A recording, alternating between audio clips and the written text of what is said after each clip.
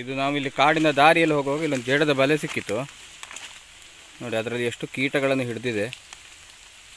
ಕೀಟ ನಡೆಯುವ ಹಾದಿಯಲ್ಲಿ ಹೀಗೆ ಸಿಕ್ಕುವಾಗ ಅವುಗಳ ಮನೆಯನ್ನು ನಾವು ಹಾಳು ಮಾಡುವ ಅನಿವಾರ್ಯತೆ ಆಗ್ತದೆ.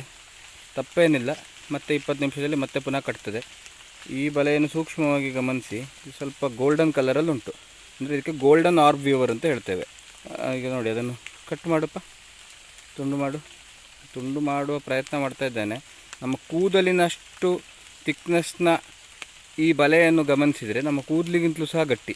ಬರೀ ಕೂದಲಿನಷ್ಟು ಗಟ್ಟಿ ಮಾತ್ರ ಅಲ್ಲ, ಇದು ನಮ್ಮ ಕಬ್ಬಿಣಕ್ಕಿಂತ ಸಹ 50 ಪಟ್ಟು ಗಟ್ಟಿ ಇರ್ತದೆ. ಹಾಗಾಗಿ ನ್ಯಾಚುರಲ್ ಮೆಟೀರಿಯಲಲ್ಲಿ ಪ್ರಪಂಚದ ಅತ್ಯಂತ ಗಟ್ಟಿಯಾದಂತಹ ಇರುವಂತಹ ಒಂದು ಮೆಟೀರಿಯಲ್ ಅಂದರೆ ಇದು ಜೇಡನ ಬಲೆ. ಮೇಲೆ ಹೋಗಿದೆ ಅದು, ನಿಮಗೆ ಮೋಸ್ಟ್ಲಿ ಕಾಣಲಿಕ್ಕಿಲ್ಲ. ಒಂದು ಫೋಟೋ ಹಾಕಿಸ್ತೇನೆ ಇದರೊಟ್ಟಿಗೆ.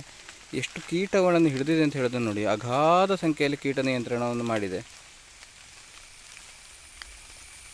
ಒಂದು ಸಲ ಈ ಬಲೆಗೆ ಸಿಕ್ಕಿ ಹಾಕ್ಕೊಂಡ್ರೆ ಅಷ್ಟು ಪಕ್ಕನ ಬಿಡಿಸಿಕೊಳ್ಳಿಕ್ಕೆ ಸಾಧ್ಯ ಇಲ್ಲ, ಅಷ್ಟು ಗಟ್ಟಿಯಾದಂತಹ ಬಲೆ ಇದು ಜೈಂಟ್ ವುಡ್ಡು.